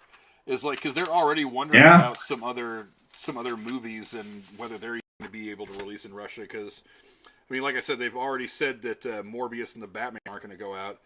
But there's also, let's see, I don't think I had it here in my notes. But there's also other movies that are supposed to be coming out this summer to where they're like, how long is this thing going to go on? Because we'd like to put all this stuff that's coming out. We got Thor: Love and Thunder coming out soon. We've got a bunch of other stuff. It's like they're curious as to whether they can get those movies out, because look, like I said, 44 million. Even on the low end, if it's like 10, 20 million, you don't want to not put your movies out there and make that even that little bit of money. Because that 20, because look, the money you make, that 10 or 12 million you make in the Russian market is what goes towards paying your actor. I mean, that's a big line on your profit and loss statement to draw a line through it to erase. He said there may be nuclear summer in Moscow someday. Oh, I hope we don't get to that winter point. or summer. I hope we don't get to that Jesus. point. No. But actually, weird small segue. They might be making a Fallout New Vegas 2. So that's fun. Speaking of, I was going to quote the game, like, patrolling the Mojave makes you wish for a nuclear winter. I'm like, yeah. Jesus. Can we get nuclear winter without the nuclear? That'd be kind of hard. Just some clouds and snow. Yeah, man, snow and shit melting down from the fucking sky. No acid rain. Yeah. I was like, when it rains, then you're going to have a fucking problem. Because anything nuclear and moisture is not a good time. Yeah. Crazy Blade says that Haas Racing, they got rid of their sponsor and driver in F1. Yeah, not to mention, I mean, the NHL is even doing some stuff. The National Hockey League, maybe it wasn't the NHL, it was the Canadian Hockey League. If Dave Rose would hear, he'd be able to set me straight on this one because I was just kind of glanced over this. But they've said that they won't allow like Russian players in or some shit for a while. I forget exactly how it was going. But breakfast is come and go, Renee. Hartford, the Whale, they only play like, once in a lifetime. You're welcome. If you know, you know. I know Frank knows. Isn't that kind of an old reference? Yeah, but isn't that, Come on. If you know, you know. You know why you're here. But yeah, it's Kevin Smith is right. Oh, fuck, where'd you go? Kevin Smith is right there. Actually, not Peter Gibbons, sorry. I thought that was someone else from Mallrats. No. Wow. Yeah, but it remains to be seen what kind of effects this is going to have long term on the entertainment industry. I mean, it's not a big filming area, the Ukraine. I know they've done some filming there, but not really.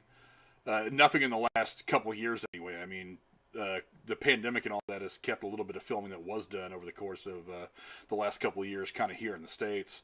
But I know that there are some TV shows that have done some filming there. I know there's some movies that have filmed there, nothing recently. But I mean, it remains to be seen how this is going to have, what kind of a long-standing effect this is going to have on the entertainment industry at all. But I mean, look, you've already got the Klitschko brothers, the two heavyweight boxers are there, rolling around with AK-47s, ready to tear shit up. You've got the guy from, I think, one of the guys from Dancing with the Stars, one of the professional dancers. I have no idea what his name is because I don't watch that show. I think he flew back there and he's picked up a gun and he's rolling around ready to fucking do damage to some fucking Russians that roll into Kyiv.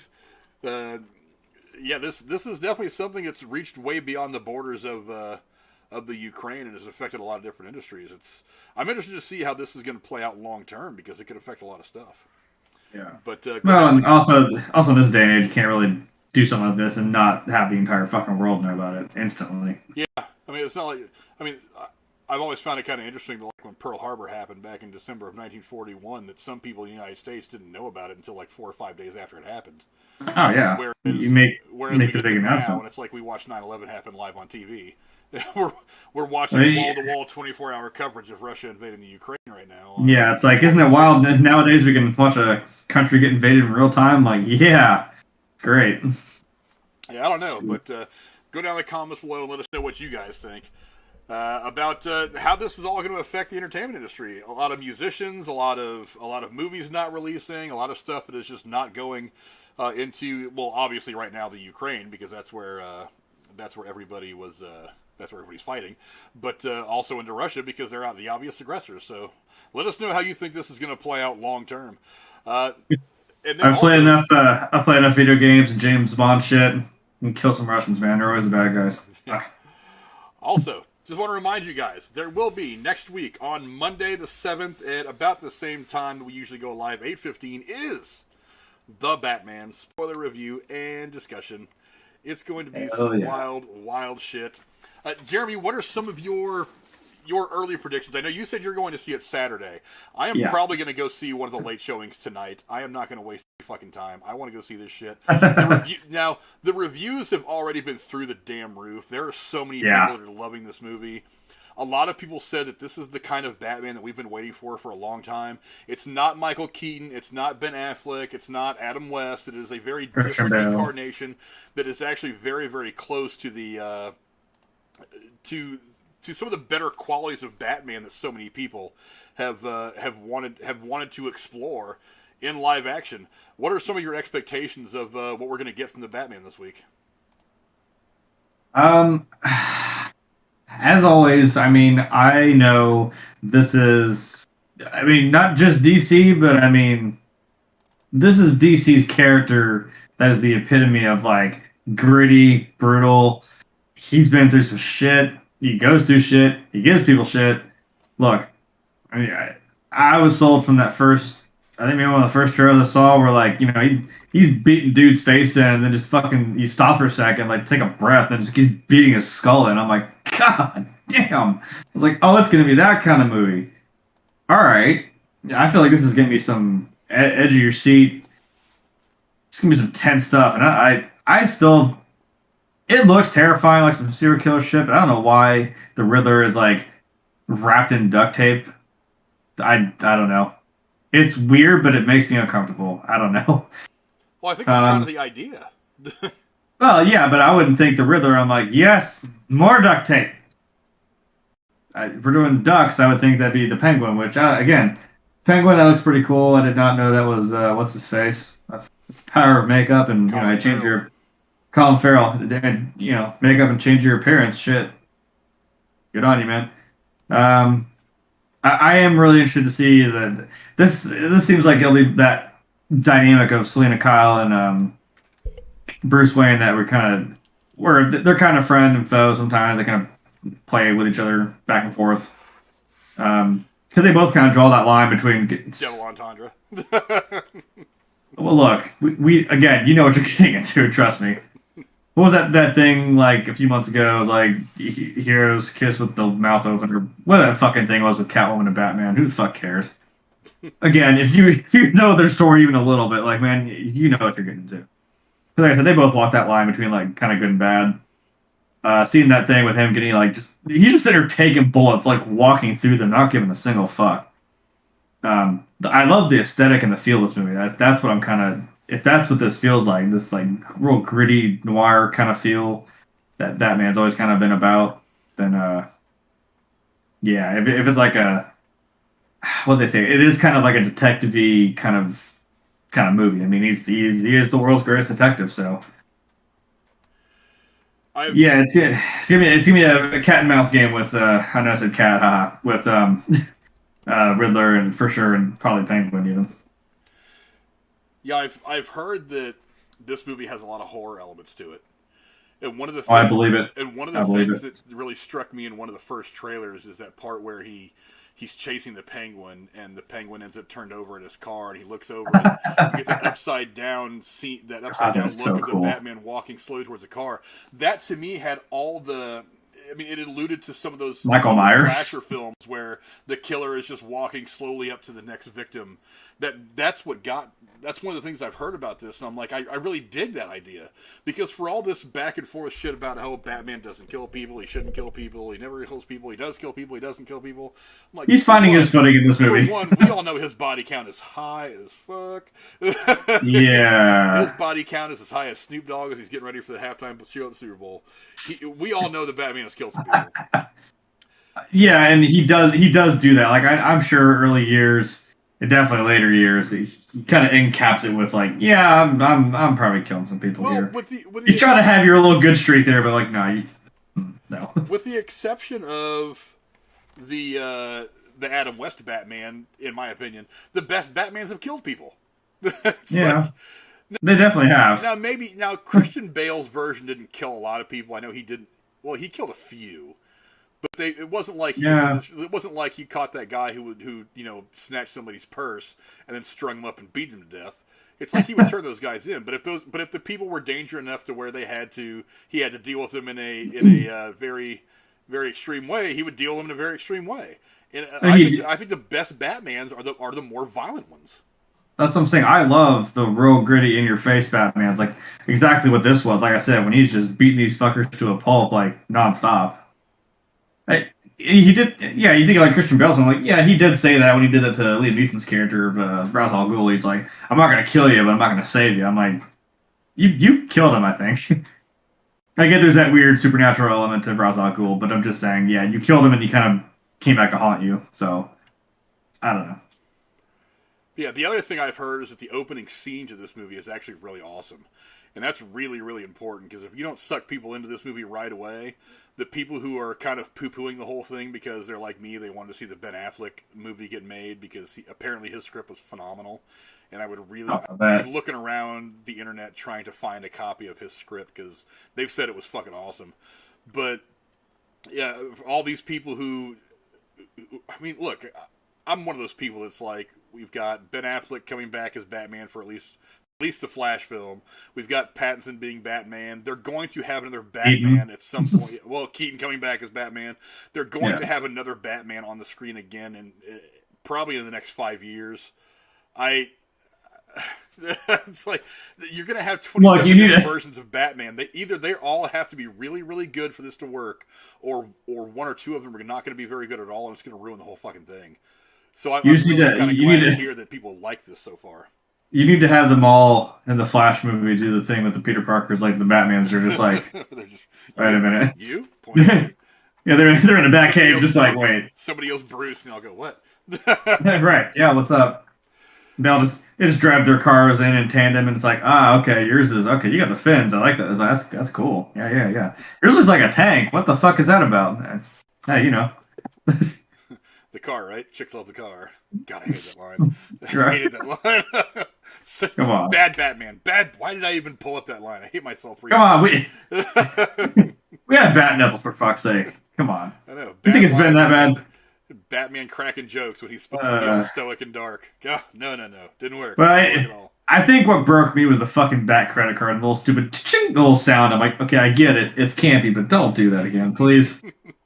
You can have Adam Westlander with a comically large, like, cartoon bomb, and he just goes, some days you just can't get rid of a bomb. I'm like, that's funny. That's, you know, you can have anti-shark spray, the infamous shark spray where he sprays the fucking, obviously, fake Come on, that's just fun. But, like, when you do shit like that, where you expect it to be a little more, not dark, but still kind of cartoony, but damn, man, you cross that line. So this is from someone who loves Batman. I've seen them all. I own them all, too.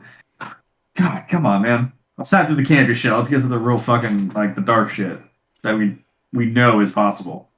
If we start... Ooh, you know what? Wish list. If we start doing some of the, like, New 52 stuff, the more recent stuff in the comics, like with the Batman Who Smiles, or the Batman Who Laughs, that shit I would watch. If you ever just look that up, Google that shit, just look at the image of that Batman. I have it back here, actually. That shit is terrifying. That would straight up be a horror movie. That'd be a fun time. Yeah, I'm really hoping DC gets their shit together. I mean, they were on a hot streak with, like, Aquaman and Shazam, and I like Wonder Woman 84 more than most people did. I thought it was a really cool movie. I liked it. I know some people kind of shit on it, but they're on their way. Yeah. MC Kratos says, what's your superpower? I'm rich.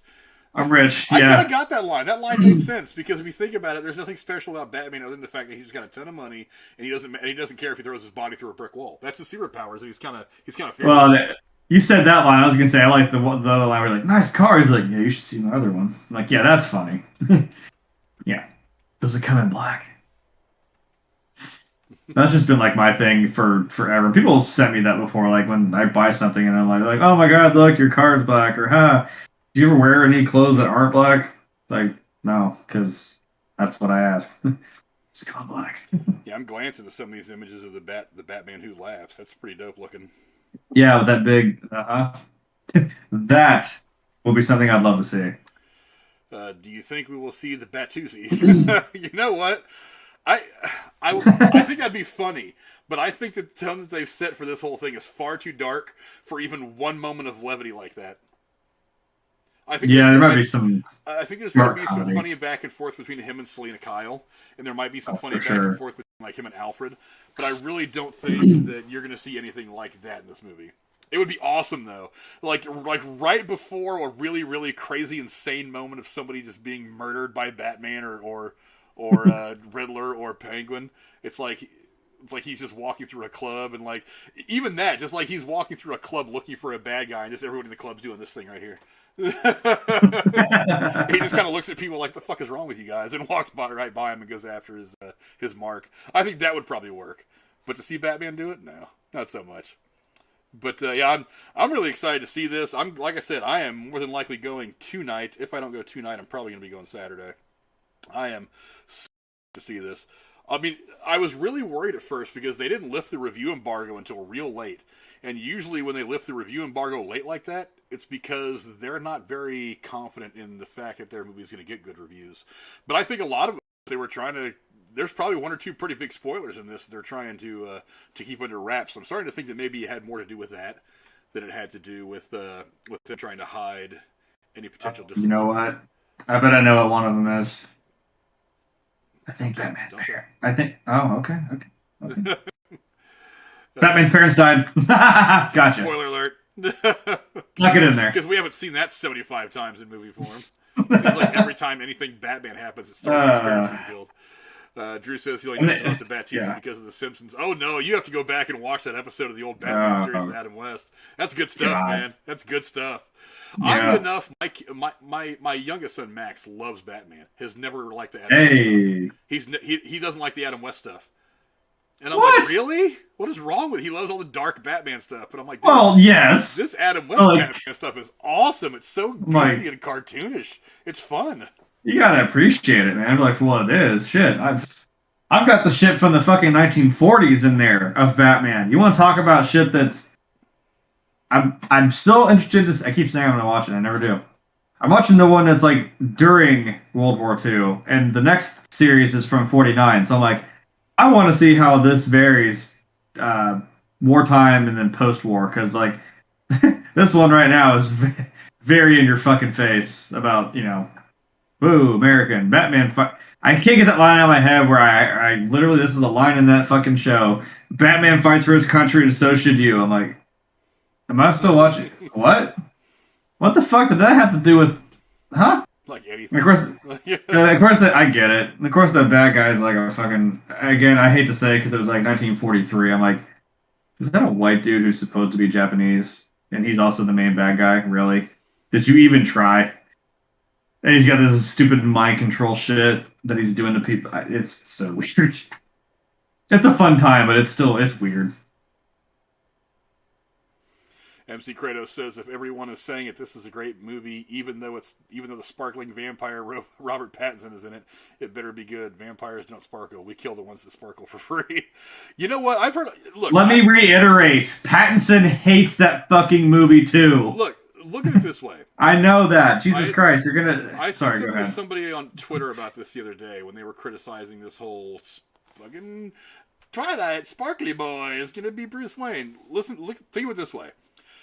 Christopher Nolan's 3 Batman films are considered by many to be some of the best Batman films ever made.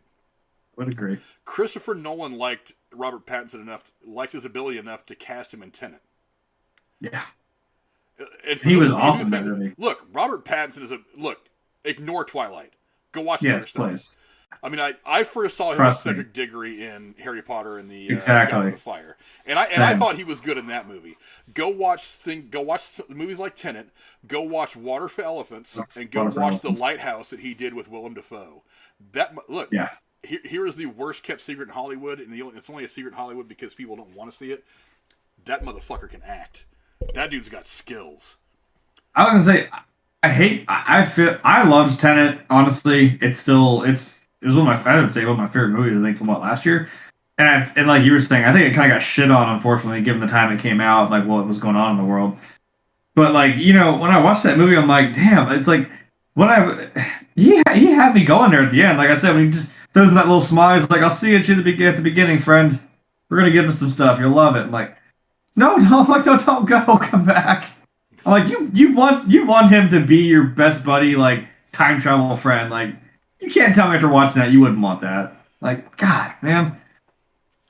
Yeah, all I say is give Pattinson a chance, because I've Yeah. heard interviews of him talking about this role and how he does take this role personally, because so many people were shitting on him. Hey, people were shitting on Ben Breakaway, Affleck man. being cast. I was gonna say you talk about fucking pretty boy Heath Ledger and then playing the Joker. Like, come on, you're gonna tell me heartthrob boy here and A Knight's Tale, 10 Things I Hate About You, and then he plays the fucking Joker like that And won an Oscar. Woo! Won an Oscar for Best Supporting Actor. Don't forget that. Exactly. That is no joke. So don't, and like you said with Ben Affleck too. I mean, yeah, when I initially heard it, I was literally about to go to bed. I kid you not. I remember this vividly. I was going to bed. I heard that was the thing. I like shot up like, what? What in the fuck? God damn it! No. Maybe that's that meme, and I took that personally. I'm like, man, because that's my favorite superhero, and I'm like, don't. But I ate my own words. You know what? I think that was a pretty fucking badass Batman. So you never know, man. Give him a chance. I will forever be eating crow on that, because I was one of the people that was shitting on him. I was like, you mean that guy who couldn't cut his Daredevil? I mean, kind of the same, but Daredevil's blind, so different character. Yeah, I was like, hey, bats are blind too. Haha, so was Daredevil. Yeah. And also, with the goofy shit we've seen him in with Kevin Smith and them, like, you think, this guy really? Affleck being cast as Batman is one of the reasons. Is really the primary reason that I stopped shitting on any casting ideas, because I was so wrong on that one, because I loved his fucking Batman. He is probably my second favorite behind Michael Keaton. Yeah, now I'm gonna go see this. I'm gonna weigh it out, but I think, like you said, Keaton's always been a favorite, because that's one I kind of grew up on, and it kind of, well, I would say again, it's right there. There's my signed poster from Kevin Conroy. I can't really say I'm like, yeah, obviously he'd be the best because I grew up on the show. But in a real life iteration, yeah, I'd say Keaton, maybe Bale, but Ben Affleck definitely worked his way up there. But I'm curious to see what Pattinson does with this. Yeah, like I said, Christopher Nolan believed in his acting ability enough to cast in his movie, and Christopher Nolan is the guy who made 3 of the better Batman films that have ever been made. So, yeah, like, factor that into your equation. I think that he's going to be a pleasant surprise. And look, I mean, he does, from the trailers that I've seen, he does kind of look the part. Yeah, and I know people are like, oh my god, why does he look so emo scrawny? I'm like, you realize it's his second year as Batman? Like, he's not like fucking, like I said, he's not Affleck, he's not Bale. I mean, you gotta admit, those guys are also like 6'2" or some shit. And they did bulk the fuck out. I'm like, he's not, I don't think he's that tall. But still, it's not, what do you want? Well, this is the closest we've ever, that's exactly what it would be. Far, and maybe the closest we're ever going to get to getting the Batman Year One storyline. That's what I mean. That's exactly what it's going to be. So we're getting a much different version of Batman than we've ever gotten. We've always seen Batman, in every incarnation of Batman, we've seen him in his prime as a crime fighter. Yeah. It's like now we're seeing this guy who's very, very new. And even the Christian Bale stuff, it seemed like, even though we saw him move from being just this broken Bruce Wayne into being Batman, it always just kind of, it just displayed him kind of going into being Batman and just being good at it. It never really showed his struggles. One of the things that they don't do a lot in superhero movies is they don't really talk about that struggle that the person can go through when they transition into being the great crime fighter. It's like, look, nothing goes right the first time, especially when you're swinging off buildings and throwing people around and getting into fights with criminals. It's like that never goes right. That never goes right 100% of the time. Like Michael Caine said, just try not to fall on your head. Yeah, right. Yeah, you're just trying to remember not to miss when you go to grab that one pipe, because if you do, you're gonna fall for stories and die. Oh, my back! It's gonna be a bad time. But so watching him grow into the Batman is going to be interesting to watch. And also, I'm curious as to whether Selena Kyle is going to be a good guy or kind of an anti-hero. I have a feeling at the end of this movie she's going to screw him somehow, and probably not the way that he wants. But because I mean, she's the Catwoman. Historically, she can't help herself. No, I know that's what I'm saying. Like even like I said, even Batman kind of muddies that water a little bit, and that's why I think their dynamic is so cool because they both, like I said, they both kind of poke at each other like that, just kind of play it. I mean, like I'm gonna say, it, cat and mouse. They're just That's they're what both kind of anti-hero. yeah, they named one of the more recent trailers that came out the Bat and the Cat. So it Yeah, kind of in kind there. of has a ring to it. I'm like, great. MC Kratos says Val Kilmer was not a good Batman, in my opinion, but Batman Forever had Seal's Kiss from a Rose. That's true. I I think I've said that. I thought he was a good bat. Like I did it with Val Kilmer and George Clooney. Like George Clooney plays a good Bruce Wayne. You believe he's this like suave ladies man, rich guy, billionaire, playboy, philanthropist, whatever. But I'm like, as a Batman, yeah. Val Kilmer, I'd say, I think he made a decent Batman. Maybe not a great Bruce Wayne. I don't know. But he win some, you lose some, I guess. You got to be able to hit both. I mean, like, because superheroes are interesting characters to play already because you have to play the superhero and the secret identity. Yeah. So you're playing two different characters in one movie, which has been done, sure, but it's not the easiest thing in the world to do. That's why There's a tough balance to keep. I appreciate Bale being the method actor that he is. He's like, he treated both of them as separate characters, like, which as you should, Batman and Bruce Wayne. He's like, I'm approach these two different ways. I'm like, well, yes, that makes sense to me. I don't know. I don't know how you begin to do it, but hey, good on you. MK Kratos says, "Do you think that Batgirl / Oracle will be in it alongside Robin?" No. No, Batgirl's getting her own movie. As a matter of fact, there's some new. That's true. There is some set stuff that has come out of that. Firefly, actually, they just released some of the set pictures of Firefly from the Batgirl movie, and that looks pretty dope. So, I almost got. I was like, wait, Firefly? What? no, I'm like, oh, not different. The TV show Firefly. Hey, all right. I have to now. I have to stand up and show you the shirt. So like I said, it's got all these captains on it, and they went right for the fucking throat. The very last one. Yeah. Canceled. That's what he gets. Not even, you missed an opportunity. You could have called him Captain Tight Pants. No, you went for canceled. You went right for the fucking throat. Ah! Sorry. I love the shirt. It's hilarious. All the different captains and shit. Yeah, that Firefly, sorry. Who's basically totally not, Falcon from the MCU. Totally not. If they put Man-Bat in there, holy fuck, you want to talk about horror elements, put some Man-Bat in there. Because if you played the Arkham games, you know exactly the moment you had a fucking heart attack playing that game. I won't spoil it, but if you know, you know. Trust me, that was uncalled for. But yeah, some set pics came out from the Batgirl movie, and Firefly is actually going to be the villain in that movie. And so there was a picture of him next to somebody dressed as a fireman on top of a fire truck. So that looks pretty interesting. But yeah, that could turn into something Oracle-wise. I don't know. I mean, I have no idea yet where they're going to go with all that stuff. So it could be, but I don't think it's going to happen in this movie. I'm not even sure there's a Robin in this movie, because it wouldn't make any sense to have Robin in this movie because Bruce himself... He's still too young. Yeah. I don't think we're going to see Robin come into this till way down the line. Batman and Robin was awful. Arnold Schwarzenegger as Mr. Freeze was horrible cast. Look. Well, you know who they wanted first. I do. I will say yes, Batman and Robin was terrible, but the only reason why they did have Schwarzenegger is because he's the only motherfucker who could wear that suit. He weighed like fucking 80 to 100 some pounds. You better get Bodylifter Boy in there because no one else is going to be able to handle that suit. Yeah. Like you said. Yeah, no, that wouldn't have worked. Yeah, who did play that role, though? It was, fuck, why am I drawing the blank? He ended up in a superhero movie anyway. Oh my god. It'll come to you. Yeah. I'm like, I know why. Oh, I'll look it up. I can tell you. You could. It's like, I know the reason why they didn't is because, fucking... Yeah, that fucking get-up they had didn't really work. Not the shit.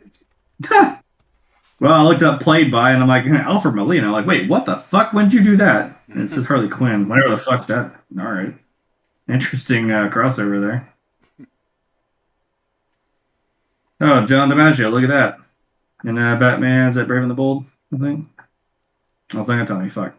You might as well tell me I can't fucking find it now. It's in the chat. I'm not looking at the chat, damn it. I'm looking at Google. Patrick Stewart. Ah, yes. This man right here. Yeah. This shirt is just, see, I figured this is a good one to wear, because I'm just bouncing off of everything on this thing. If we start talking about Johnny Depp, he's over there. The very clever, I will admit, the one that took me a long time to figure out was the one down at the bottom of the shirt. It's the captain that says demoted. I'm like, who the fuck? And I looked at it and I'm like, oh my god, it's Captain Phillips. Because he's like, I'm the captain now. I'm like, aha, you got demoted. That's very clever. Fuck you for making me think that hard about it. Yeah, that would have, aesthetically, that would have worked. I mean, but as much as I love Patrick Stewart, and because I don't think he's ever aged since, the fucking 70s, that wasn't going to work.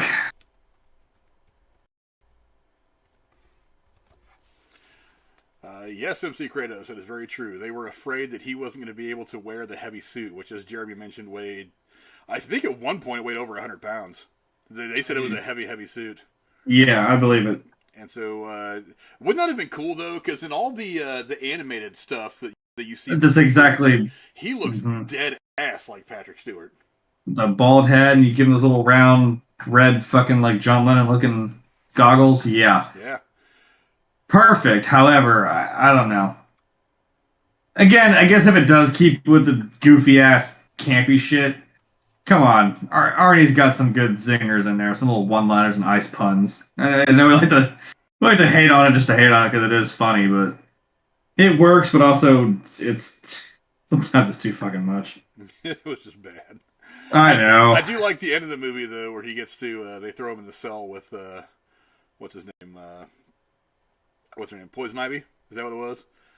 It was Poison Ivy and Bane, yeah. Yeah, he finds out that Poison Ivy is the one that killed his wife, so he ends up. They throw her in the cell in Arkham, next to him. I was like, yes, please. Can we see them fight now? That'd be a hell of a way to end this movie. Is to watch him just beat her ass. Batman Civil War, yeah. Damn right. But I think that's a good enough place to wrap everything up. We've had a whole lot of discussion to talk about tonight. And again, go down in the comments below and let us know, what do you guys think?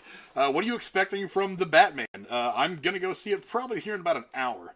And Jeremy's going to see it Saturday, and we will be here again on Monday at about 8 o'clock. I guess I try to get the right thing up there. To give you our spoiler review of The Batman. It's going to be me, Jeremy, hopefully Cora, maybe one or two other people. I'm reaching out to a couple people to see if they want to join in on it that night. But yeah, it's going to be a good, fun discussion. It'll be a bit of a different show, not any news stories, just talking about The Batman. I have a feeling there's going to be plenty to talk about from that movie because it's getting some pretty killer reviews. Some of the stuff that I've heard about the craziness of it all is just insane. So I have a feeling there's going to be a whole lot to talk about. Again, good place to wrap things up. Thank you very much, Jeremy, as always. And where can the folks find you on the internet? Well, I'm always here. I'm on this show on, well, I guess this coming Monday, but Tuesdays and Thursdays. Tuesdays, we are building the UCS Millennium Falcon, which is 7,541 pieces. I'm never going to forget that number because of how many times I've had to say it. It's coming. It's fucking coming along. It's the bottom layer, I guess, is mostly done. I figured out that if we do, although this next Tuesday we might do 3 bags, we might actually be able to because it's kind of getting a little easier. Like it's just the tops of the mandibles and then like the little midsection. So we might be able to run through 3. But if we keep this this pace up, we actually end right on April 5th when the Lego Star Wars The Skywalker Saga releases. And that segues into, I have not touched Twitch in like 2 or 3 years, but that will be a good reason enough to bring that up again. So we'll be playing through that game once that's done. And also I'm on Twitter. You can come in there and see me talk about pretty much nothing, just whenever I feel like I find something funny to say. Yeah, that's pretty much it. I think we managed to go an entire episode without a Russian troll popping in here and giving us his secret code for whatever he's trying to do. Yeah, right. Yes. Give me Batman tickets. Yeah, five streams so far. Is that what you guys have gotten? I've got kind of behind on making the thumbnails for it. I think when That's all good. I'll probably sit and make a couple up for the Yeah. but We did. Dawson was the 5th one. Yeah. yes, go check it out. They have a lot of fun talking about all kinds of shit when they're putting together Linda and Falcon. Our friend Zach was on there with them Tuesday night. Zach's one of the people I'd like to get more involved in this channel, but he always seems to be too busy to come on and talk movies and shit with us. No, you know, stupid working third shift, working a job. What the fuck are you doing with your life? What's more important, you paying your bills or coming here and hang out with us? Come on, Zach. Exactly. Now, this could, man, prioritize. Now, if this could pay our bills, we'd be in a happy little place. Now, well, you know what would help is if you guys all subscribe to us and help share us around and stuff. That would help a whole lot. And don't forget, down there in the corner, 500 subscribers. As soon as we get there, we're going to do a charity stream. I will do a charity stream. Every dollar that gets donated over the the Stream Elements link that is in the description below, all of that will go to the Abandoned Pet Project. The reason I picked that particular charity is because all these people that went out and got those companion pets through the pandemic, a lot of these idiots now just releasing their pets out into the streets because they don't need them anymore, don't want them anymore, don't want the responsibility of dealing with an animal. And so a lot of these animals are going out there, they're getting in fights with their animals, they're getting hurt, they're getting hit by cars, they're running into other animals in the wild that are way more burly than they are. And a lot of these animals are getting really fucked up and they need veterinarians to help nurse them back to health and find them homes. And the Abandoned Pet Project does that. It actually covers medical bills and helps cover the cost of rehoming these animals. So I like that. It helps a lot of animals, and just like Bob Barker always said, have your pet spayed or neutered, help control the pet population, all that good stuff. Yes, sir. But yeah, so that'll be the charity that we're trying to help out. And then once we get to 1,000, probably another charity stream. It'll help out another charity. I'll figure that out when we get there. But let's get to 500 first. Help spread the channel around, subscribe, tell all your friends about it. Tell them all to come hang out with us and to talk movies every Thursday. As for me, you find me here every Thursday doing all this stuff that we've been doing for the last year and a half, 2 years now. We're getting a little bit better at it, I think. I have a killer crew here with Jeremy and with Cora, other people along the way that come on and hang out. Rachel, of course, is an important part of everything we do. We like to have her on as well. And you can also find me on Sundays in the Derail podcast, going over all the other stuff that happens in the world around entertainment. And Lady Cora will be back hopefully next week. Actually, I'm hoping that Saturday I'll be filming either 1 or 2 of the first Downton Abbey season reviews leading up to the release of Downton Abbey: A New Era. So hopefully we'll be recording those this Saturday, and I'll schedule those to come out in the lead up to the release of the movie in May. So you guys keep an eye out for that. Again, thank you guys all for coming and hanging out. We very much appreciate it. And until next time, adios. Yeah.